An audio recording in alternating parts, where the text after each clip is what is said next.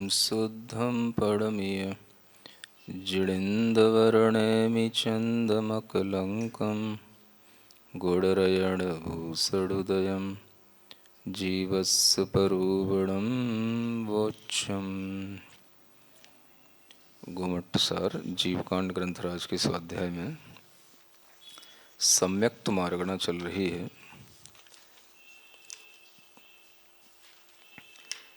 3 प्रकार के जो सम्यक दर्शन हैं उनका विषय उनकी परिभाषा के माध्यम से पिछली गाथाओं में बताया गया है। आगे गाथा नंबर 651 जिसमें कि सम्यक दर्शन की प्राप्ति के योग्य जो कारण होते हैं या सम्यक्त्व की प्राप्ति की जो योग्यता बताई जाती है उस योग्यता को बताने के लिए ये गाथा आई है। गाथा नंबर 651 खय ओव समीय विशोहि देशण पाउग करण लधीय चत्तारि विसामन्ना करणम पुणहोदि सम्मत्ते। यहाँ कहते हैं कि जब भी कभी जीव को सम्यक दर्शन की प्राप्ति होती है तो वह 5 लब्धियों के माध्यम से होती है। ये 5 लब्धियाँ होने पर ही जीव को सम्यक्त होता है। अब यहाँ जो पर ये लब्धियों की बात कही जा रही है यह करणानियोग की अपेक्षा सिद्धांत की दृष्टि से सम्यक दृष्टि जीव उसे ही कहा जाएगा जिसको इन लब्धियों के माध्यम से सम्यक दर्शन प्राप्त हुआ है। अलग अलग दृष्टियों से सम्यक्त्व की व्याख्या अलग अलग रूप में होती है। करणानियोग की दृष्टि से जब हम देखते हैं तो इसी का नाम सम्यक दर्शन है कि जब 7 कर्म प्रकृतियों का क्षयोपशम उपशम या क्षय जो प्रक्रिया है उसकी वो घटित हो तो ही वह जीव सम्यक दृष्टि कहलाता है। चरणानियोग की अपेक्षा से देखें तो एक अच्छा आचरण सम्यक दृष्टि का आचरण जैसा होना चाहिए, उस आचरण की अपेक्षा से उसके लिए सम्यक दृष्टि कहा जाता है। अगर हम द्रव्यानियोग की अपेक्षा से देखते हैं तो वह जब अपने आत्मचिंतन में ही लीन होता है, आत्म भावना की मुख्यता से स्थित होता है तो ही उसको सम्यक दृष्टि कहा जाता है। तो सम्यक दर्शन की अलग अलग अनुयोगों की अपेक्षा से अलग अलग परिभाषाएं बन जाती हैं। प्रथमानुयोग की अपेक्षा से कहें तो जो जिनवाणी पर श्रद्धा रखे, दुराचरण से दूर रहे, खान पीन अच्छा रखे, रात्रि भोजन आदि का त्याग करे, अड़ुव्रतों का भी पालन कर ले तो वह अपने आप में प्रथमानुयोग की अपेक्षा से भी वो सम्यक दृष्टि हो जाता है। तो इस तरह से अलग अलग अनुयोगों की अपेक्षा से सम्यक दर्शन की जो व्याख्या है वो बन जाती है, लेकिन मुख्य रूप से सिद्धांत की अपेक्षा से ही वह जीव सम्यक दृष्टि होता है। तो वह सिद्धांत की अपेक्षा से 5 लब्धियां उसके लिए होनी चाहिए। उन लब्धियों के यहाँ पर केवल नाम दिए गए हैं। सबसे पहली लब्धि है क्षय उपशमीय यानी क्षयोपशम लब्धि, है ना। यह वह लब्धि होती है जिसके होने पर अंतरंग में कर्मों की जो अनुभाग शक्तियां हैं वो घटने लग जाती हैं और इसके माध्यम से जो क्षयोपशम भाव की वृद्धि होती है, कर्मों का क्षयोपशम बढ़ जाता है, इसलिए इसको क्षयोपशम लब्धि के रूप में कहा जाता है। फिर इससे भी और वह लब्धि बढ़ते बढ़ते विशुद्धि बढ़ते बढ़ते जब स्थिर सी होने लग जाती है तो वह विशुद्धि लब्धि कही जाती है। क्षयोपशम लब्धि में वह भी चीज़ें आ जाती हैं जो हमें अपने कर्म के क्षयोपशम से मिली हुई हैं और हम जब विशुद्धि बढ़ाते हैं तो वो क्षयोपशम भाव में और वृद्धि करके हम उस विशुद्धि लब्धि तक भी पहुँचते हैं, जिसके माध्यम से और अधिक हम कर्मों की अनुभाग शक्ति को घात करते चले जाते हैं और विशुद्धि को बढ़ाते जाते हैं। तो इस तरह से ये विशुद्धि लब्धि होती है। दूसरी तीसरी होती है देशना लब्धि। जब विशुद्ध भावों के साथ में जीव स्थित होता है तब उसके लिए जो देशना मिलती है, वो देशना उसे एक भीतर से तत्व का श्रद्धान उत्पन्न कराने में कारण बनने लग जाती है। और उस देशना को प्राप्त करके भी वह प्रायोग्य लब्धि तक पहुंचता है। इस लब्धि में वह इस योग्यता तक पहुंच जाता है कि उसके कर्मों का जो स्थिति बंध है, अगर मान लो मिथ्या दृष्टि जीव है तो उसका 70 कोड़ा कोड़ी सागर का स्थिति बंध होता है, हो सकता है। इतनी स्थिति बंध वाले कर्म भी सत्ता में पड़े रह सकते हैं, लेकिन इन लब्धियों की विशुद्धि से बढ़ते बढ़ते वह अंतः कोड़ा कोड़ी तक की स्थिति को बांधने के योग्य हो जाता है। यानी स्थिति बंध इतना घट कर के कम रह जाए, कषायों की मंदता से विशुद्धि के कारण से स्थिति बंध इतना घट जाए तो वह उस प्रायोग्य लब्धि तक पहुंचा हुआ कहलाता है। और इस तरह की प्रायोग्य लब्धि होने के बाद में फिर अंत में आती है पांचवी लब्धि, जिसे कहा जाता है करण लब्धि, जिसमें 3 प्रकार के करण मुख्य रूप से होते हैं। करण माने देखा जाए तो परिणाम होता है। करण माने परिणाम विशेष। उन परिणामों की लब्धि माने होता है प्राप्ति होना। तो ऐसे परिणाम जो सम्यक दर्शन के लिए कारणभूत होते हैं, वो अधःकरण, अपूर्वकरण और अनुवृत्तिकरण के ये 3 प्रकार के परिणाम होते हैं। और इन्हीं तीनों परिणामों को यहाँ करण लब्धि के रूप से कहा जाता है। तो जब आपने सुना होगा कि उपशम सम्यक दर्शन आदि की प्राप्ति की जाती है या कोई भी क्षायिक सम्यक दर्शन आदि प्राप्त करते हैं, तो उसमें 3 करण करने आवश्यक होते हैं। तो उन 3 करणों में यह जो करण लब्धि है, यहाँ पर उन्हीं 3 करण परिणामों से अपना संबंध रखती है। तो ऐसी ये 5 लब्धियाँ जब हो जाएंगी, पांचों ही होने पर उस जीव को सम्यक दर्शन की प्राप्ति होगी। अधःकरण हो जाए परिणाम, अपूर्वकरण के बाद भी अनुवृत्तिकरण परिणामों की प्राप्ति होने के बाद यह जीव उस सम्यक दर्शन को प्राप्त कर पाता है। मिथ्यात्व का 3 जो टुकड़े होते हैं, उस मिथ्यात्व के 3 टुकड़े होना ही जो है उस समय पर सम्यक दर्शन के परिणामों से होता है। तो जैसे ही सम्यक दर्शन का परिणाम प्राप्त होगा, मिथ्यात्व के 3 टुकड़े हो जाएंगे, माने मिथ्यात्व की अनुभाग शक्ति 3 भागों में विभाजित हो जाएगी। एक मिथ्यात्व कहलाता है, एक सम्यक मिथ्यात्व कहलाता है और एक सम्यक प्रकृति कहलाता है।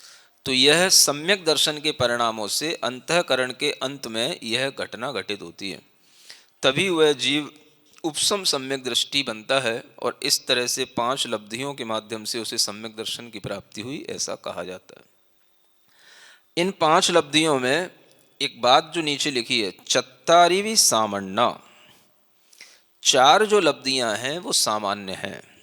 सामान्य का मतलब यह है कि इन 4 लब्धियों तक कोई भी जीव पहुंच सकता है ना। सम्यक दर्शन तो भव्य जीव को ही प्राप्त होगा, लेकिन इन 4 लब्धियों को कोई भी जीव प्राप्त कर सकता है। भव्य जीव भी प्राप्त कर सकता है और अभव्य जीव भी प्राप्त कर सकता है। अभव्य को कभी सम्यक दर्शन नहीं होगा, या कोई बहुत घोर मिथ्या दृष्टि उसको भी सम्यक दर्शन नहीं होगा। तो ऐसा जीव भी अपनी, अगर मान लो उस समय पर सम्यक दर्शन की योग्यता किसी भव्य जीव की भी नहीं बन रही है, तो ऐसे भी भव्य जीव होंगे जो 4 लब्धियों को प्राप्त करके ही रुक जाएंगे, आगे नहीं बढ़ पाएंगे। ऐसे अभव्य जीव भी तो होंगे ही नियम से, जो अपनी विशुद्धि बढ़ाते बढ़ाते 4 लब्धियों तक तो पहुंच जाएंगे, लेकिन 5वीं लब्धि को प्राप्त नहीं कर पाएंगे। इसलिए यहाँ पर लिखा कि 4 लब्धियाँ सामान्य हैं, यानी भव्यों में भी होती हैं, अभव्यों में भी होती हैं। 4 लब्धियों को प्राप्त करने से सम्यक दर्शन नहीं होता। करणम पुण्होदि सम्मत्ते, जब ये करण लब्धि होगी पुनः तब सम्मत्ते होती, माने सम्यक दर्शन में कारण यह करण लब्धि होती है। जब करण लब्धि होगी तब सम्यक दर्शन की प्राप्ति होगी। तो ऐसी करण लब्धि में अधःकरण, अपूर्व करण, अनुवृत्ति करण के परिणामों की जो डिटेल प्रारंभ में जीवकांड पढ़ाते हुए कही गई थी, उसी को समझना। बार बार तो कहना असंभव सा है, इसलिए जब यहाँ पर गुणस्थानों का वर्णन जिस समय पर किया गया था उसी समय पर ये सब चीज़ों को कहा गया था। तो यहाँ पर अब संक्षेप से ही हमें इस विषय वस्तु को समझते हुए आगे बढ़ना है। गाथा नंबर 652 पढ़ते हैं। छदु चदु गदि भव्वो षण्णी पज्जत्तो सुज्जगो यसागारो जागारो सल्लेसो सल्लद्धिगो सम्ममुपगमयि। हाँ देखो, यहाँ अब पूरा का पूरा एक बाहरी कारण और भीतरी कारण सब बता दिए, है ना। सम्यक सम्मम उपगमयि, सम्यक्त को उपगमति माने प्राप्त करता है, सम्यक्त को उपलब्ध हो जाता है। कौन सा जीव? इसके लिए यहाँ शर्तें बताई जा रही हैं। चदु गदि भव्वो माने सम्यक दर्शन की प्राप्ति चारों गतियों में किसी भी गति में हो सकती है ना। गति बाधक नहीं है। तिर्यंच गति में भी सम्यक दर्शन की प्राप्ति होती है, मनुष्य गति में भी होती है, देव गति में भी होती है और नरक गति में भी नारकियों को होती है। तो सम्यक दर्शन की प्राप्ति चारों गतियों में किसी भी जीव को हो सकती है ना। तिर्यंचों में होगी तो उसके लिए जो कंडीशन है वो आगे भी बताई जा रही है। वो तिर्यंच संगी होना चाहिए, है ना। असंगी जीवों को नहीं होगी, यानी एक इंद्री से चार इंद्री तक के या असंगी पंचेंद्री तक के जीवों को नहीं होगी। तो उसको सब यहाँ पर जो शर्त बताई जा रही है, तो उस शर्त को ध्यान में रखते हुए हम सम्यक दर्शन की पात्रता समझ सकते हैं। तो चारों गति में से किसी भी गति का जीव हो, लेकिन वो होना चाहिए भव्वो। भव्वो माने भव्य, है ना। तो ये भव्य और अभव्य जो होते हैं, ये जीव अपने पारिणामिक भाव से होते हैं। 5 प्रकार के भावों में एक पारिणामिक भाव बताया था, है ना। तो भव्य और अभव्यपना ये जीव का अपना पारिणामिक भाव है, माने उसका अपना स्वभाव है, अपना उसका अपना एक कहना चाहिए नेचर है, जो किसी भी कर्म पर आधारित नहीं है। वह अपने स्वभाव से ही या तो भव्य है या अभव्य है। तो इस तरह से जो जीव भव्य होगा वही जीव सम्यक्त्व की प्राप्ति के योग्यता रखने वाला कहा जाता है। तो 4 गति में छटनी ऐसी होती चली जाएगी, है ना। 4 गति में भव्य जीवों को पहले लो सामने, और भव्यों में भी फिर आगे विशेषण दे दिया सन्नी। क्या कह दिया? तो सन्नी कह दिया। तो संगी का मतलब जो मन से सहित हो उसी को ही सम्यक दर्शन होगा, मन से रहित को सम्यक दर्शन नहीं होता, क्योंकि जिसमें विचार करने की क्षमता ही नहीं होगी तो विशुद्धि कैसे बढ़ा पाएगा। और बिना विशुद्धि के, बिना करण परिणामों के सम्यक दर्शन होता नहीं है।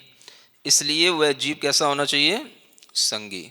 तो जितने भी असंगी पर्यंत तक के जितने भी तिर्यंश हैं वो सारे के सारे अपने आप छट गए।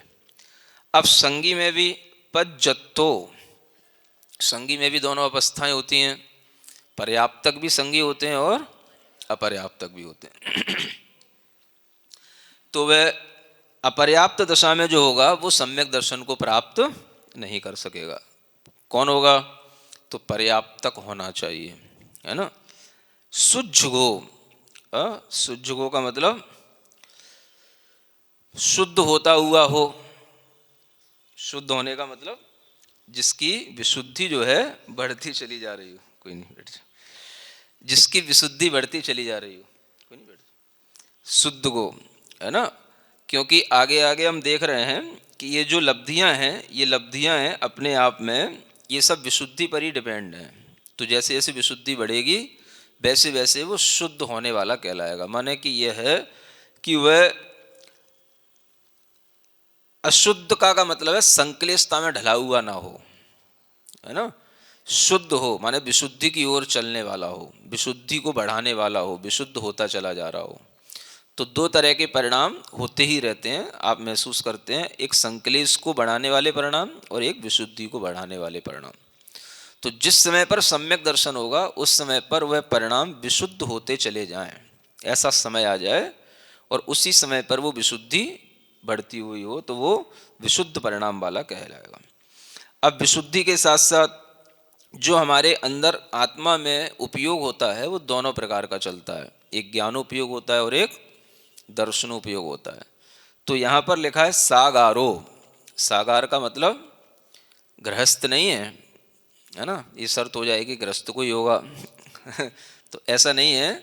सागार का मतलब साकार उपयोग वाला, सागार का मतलब क्या हुआ, साकार उपयोग वाला। साकार उपयोग का मतलब होता है जिस उपयोग की प्रवृत्ति आकार से सहित वस्तु को ग्रहण करती है उसे कहते हैं साकार उपयोग, और इसी उपयोग को हम कहते हैं ज्ञानोपयोग। क्या बोलते हैं, हाँ। तो आत्मा के अंदर दो प्रकार से उपयोग की प्रवृत्ति चलती है, एक ज्ञानोपयोग और एक दर्शनोपयोग। तो जब हम किसी वस्तु को साकार रूप से ग्रहण करते हैं तो वो ज्ञानोपयोग के माध्यम से होता है, और जब हम वस्तु को अनाकार रूप से ग्रहण करते हैं तो वह दर्शनोपयोग कहलाता है। तो अनाकार उपयोग में दर्शन का काम होता है, वो अनाकार वस्तु को ग्रहण कर रहा है, यानी आकार प्रकार रूप रंग आदि के साथ जो ग्रहण किया जाता है वस्तु का वो हमारा ज्ञान का काम है, वो ज्ञानोपयोग है। तो शर्त ये भी है कि सम्यक दर्शन को प्राप्त करने वाला व्यक्ति साकार उपयोग से सहित होना चाहिए, माने ज्ञानोपयोग से सहित होना चाहिए। फिर कहते हैं जागारो, जागरूक होना चाहिए, है ना। जागरूक का मतलब है कि वो सोया हुआ नहीं हो, एक तो शर्त ये भी है, क्योंकि सोते सोते सम्यक दर्शन नहीं होता है। सम्यक दर्शन की प्राप्ति के समय पर साकार उपयोग हो, ज्ञानोपयोग हो और वह बिल्कुल जागृत हो, है ना। तो जागृत होने का एक तो उपयोग, एक तो मतलब ये है कि वो जागरूक होना चाहिए, जागृत बैठा हो। दूसरा इसका एक भाव ये भी कहा गया है कि जो 5 प्रकार की निद्राएं होती हैं, कितने प्रकार की, सभी को पता है ना, एक निद्रा, एक निद्रा निद्रा, एक प्रचला, एक प्रचला प्रचला और एक स्त्यान ग्रद्धि, ऐसी 5 निद्राएं कही गई हैं। तो इन 5 निद्राओं में 3 निद्राएं खतरनाक हैं, इनके उदय होने पर तो जीव होश में रहता ही नहीं, है ना। निद्रा निद्रा, प्रचला प्रचला और स्त्यान ग्रद्धि। तो इन 3 निद्राओं का उदय नहीं होना चाहिए।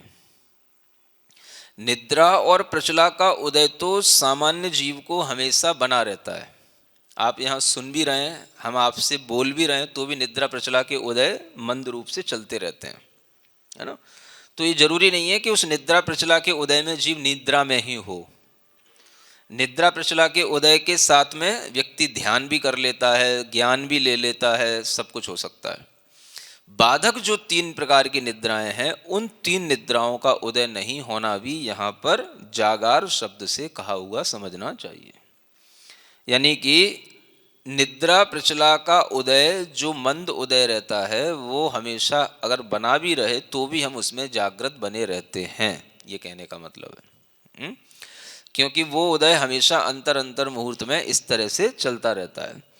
तो इसलिए यहाँ पर जागृत का मतलब सोया हुआ नहीं हो, निद्रा का सोना मतलब वो भी निद्रा में ही कहलाएगा, और जागृत हैं तो भी निद्रा का उदय हो सकता है, लेकिन शर्त यह है कि वो जागृत होना चाहिए। कम से कम पूछा जाए सुन रहे हो, हम तो बोल पाए कि हाँ सुन रहे हैं, है ना।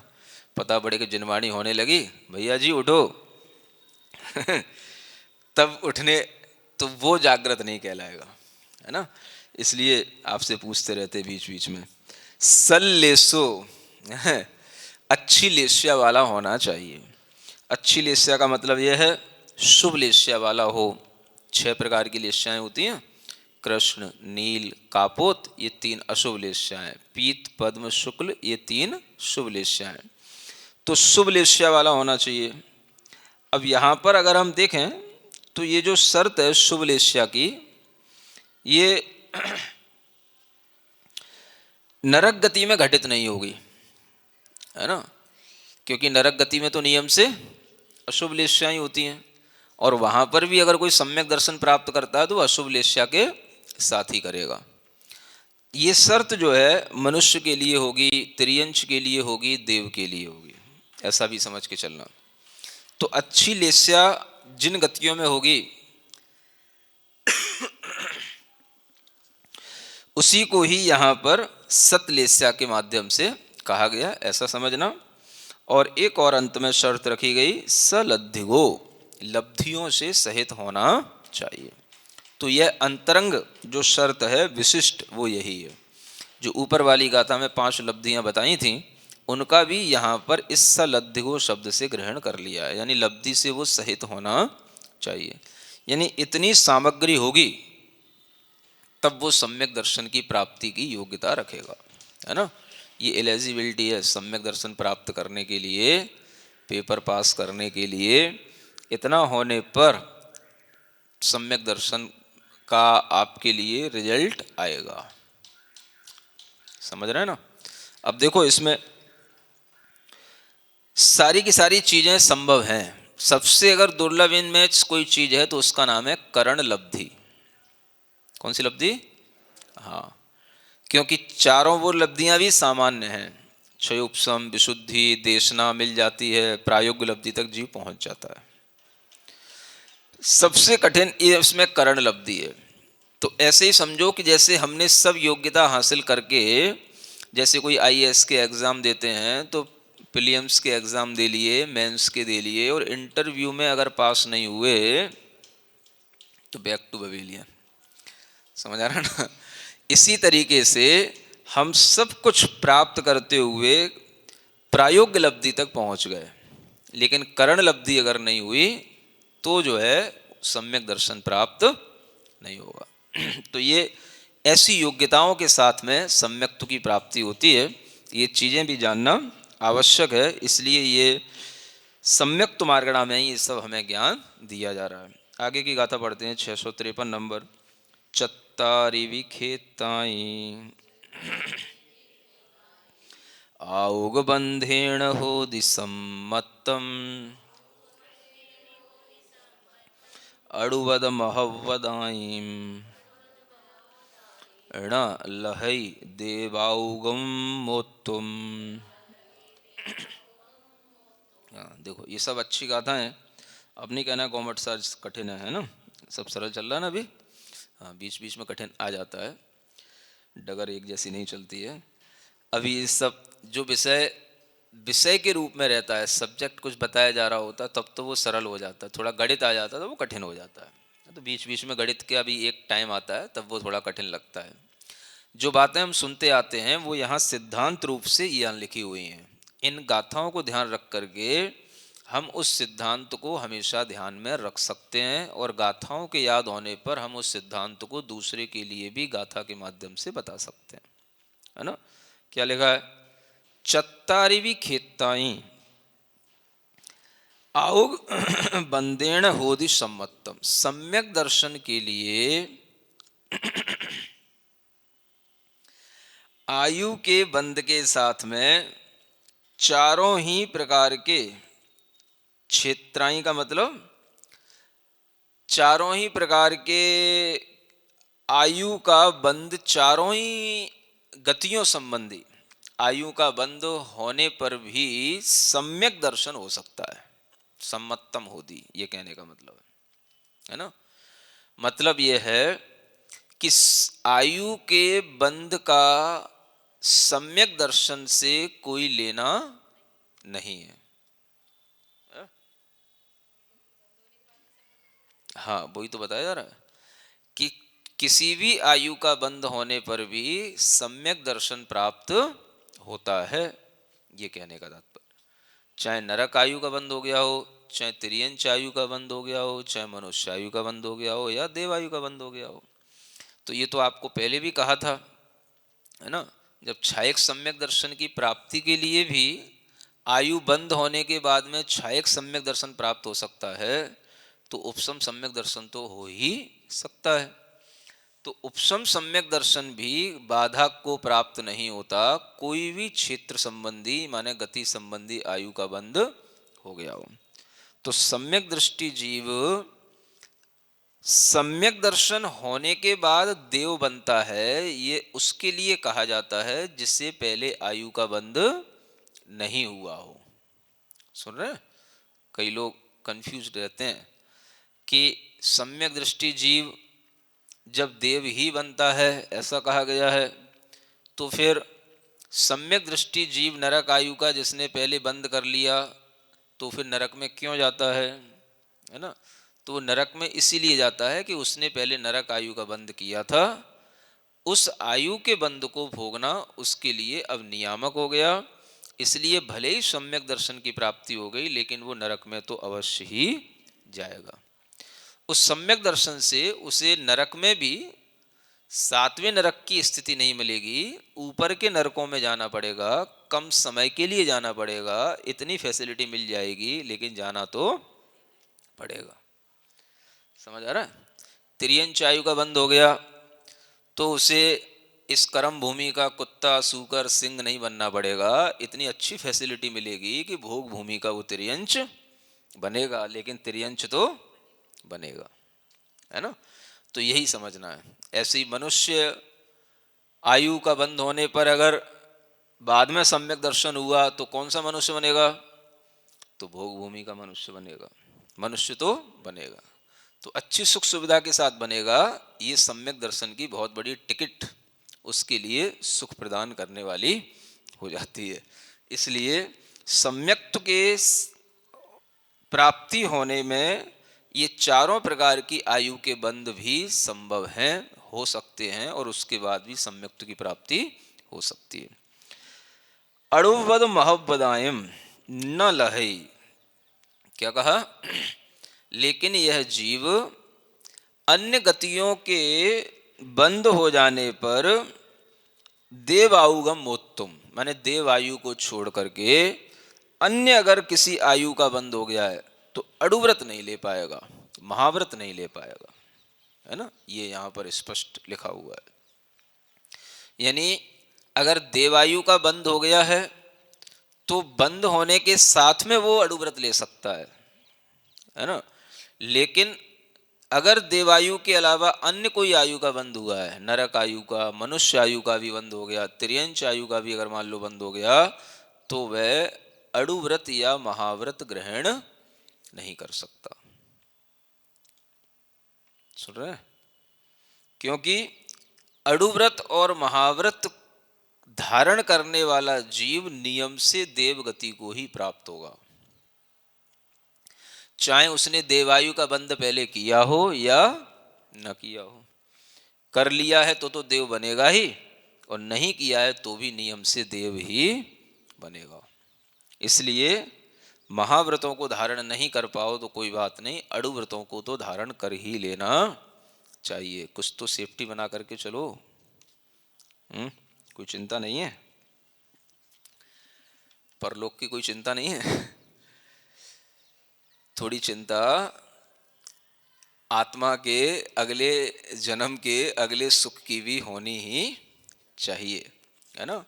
नहीं भी करोगे चिंता तो होगा तो वही, अगर मान लो दुख मिलेगा तो आत्मा को तो मिलेगा ही, तुमने चिंता नहीं की तो नहीं की, लेकिन कर लोगे तो क्या होगा? आगे के लिए परमिट मिल जाने से एंट्री अच्छी जगह होगी और अच्छी फैसिलिटी मिलेंगी, तो सुखपूर्वक जीवन निकलेगा। समझ आ रहा है ना। इसलिए अड़ुव्रतों को धारण करने से भी ये नियम हो जाता है कि वह जीव देवलोक का ही पात्र बनता है ना। पंचा अड़ुव्रत निधयो, है ना। रत्कन श्राव का चार में भी कहा गया ना, 5 अड़ुव्रतों को निधि स्वरूप कहा गया है। निधि क्या समझे?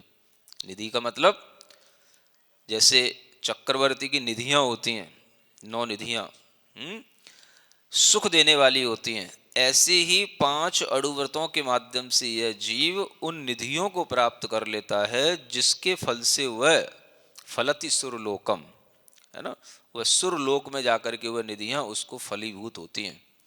इसलिए यह जो सिद्धांत है, यह सिद्धांत हमेशा अटल रहता है, चाहे कोई जीव इसको माने या न माने, होता वही है जो इन सिद्धांतों में लिखा हुआ रहता है। तो अणुव्रत और महाव्रतों को अगर कोई जीव प्राप्त कर पा रहा है तो इसका मतलब है कि उसने अन्य 3 आयुओं का बंध नहीं किया है, तभी ये संभव होता है।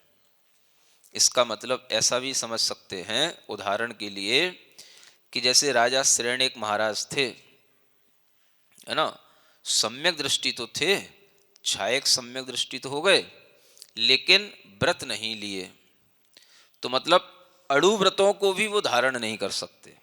नरक आयु का बंध होने पर अणुव्रत भी धारण नहीं कर सकते।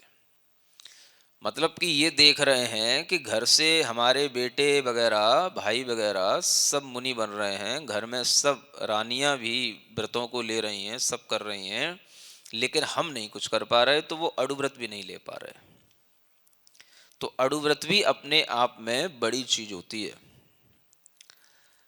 जब इस तरह का परिणाम बन रहा हो कि हम अणुव्रतों को ग्रहण कर पा रहे हैं, तो भी अपने लिए वो परिणाम अच्छा ही समझना कि अभी हमारे लिए आगे की आयु का बंध अच्छा ही होगा या अच्छा हो चुका है, तभी वो अणुव्रत ग्रहण कर पाएंगे। तो देव आयु को छोड़ करके अन्य आयु का अगर बंद हो जाएगा तो अणुव्रत का भी परिणाम नहीं आएगा, है ना। तो ये भी नहीं कह सकते कि जो लोग नहीं ग्रहण कर रहे हैं तो उन सबके लिए अन्य अन्य आयु का बंद हो गया, लेकिन अगर वो कभी परिणाम उस तरह का नहीं कर पा रहे, जानते हुए भी उसको ग्रहण नहीं कर पा रहे, तो वह उनके लिए अन्य आयु का बंद हुआ, ऐसा समझना चाहिए। अब बहुत से लोग तो जानते ही नहीं अणुव्रत क्या होते हैं, तो सब कोई को ऐसा तो है ही नहीं कि सबके लिए वही नियम से वही आयु का बंद हो गया हो कोई, तो ऐसा भी नहीं है। देव तो कोई भी बनते हैं, बन सकते हैं। तो इसका मतलब यही है कि अणुव्रतों को जो जीव जानता है, उसको ग्रहण करने का माहौल भी देख रहा होता है, आसपास में उसके लिए सबको जानकारी भी होती है, लेकिन फिर भी वो खुद ग्रहण नहीं करता, इच्छा करते हुए भी उनको ग्रहण नहीं कर पाता, तो वह अन्य किसी आयु के बंध के प्रभाव के कारण से नहीं कर पाता। ऐसा समझ करके हम इस सिद्धांत को समझ सकते हैं। तो ये अच्छा इसमें ज्ञान दिया गया है, सम्यक दर्शन से बड़ी चीज अणुव्रत है। क्या सुना? हाँ, कभी कभार तो कुछ नया भी सुना करो, हमेशा सम्यक दर्शन की बढ़ाई करते रहते हो। यहाँ से क्या सिद्ध हो रहा है कि सम्यक दर्शन से बड़ी चीज क्या है? अणुव्रत है। अगर आप अणुव्रतों को ग्रहण कर लेते हैं तो सम्यक दर्शन की भी कुछ बात कही जा सकेगी कि हाँ चलो भाई सम्यक दर्शन है, लेकिन अगर आप केवल सम्यक दर्शन में संतुष्ट रहते हैं तो किसी भी चीज का कोई पता ठिकाना नहीं बनेगा, है ना। तो वही बात है कि अगर हम क्लास में एडमिशन लेंगे, दूसरी क्लास तक कम से कम पहुंचेंगे, तो कहा जाएगा कि भाई स्टूडेंट है।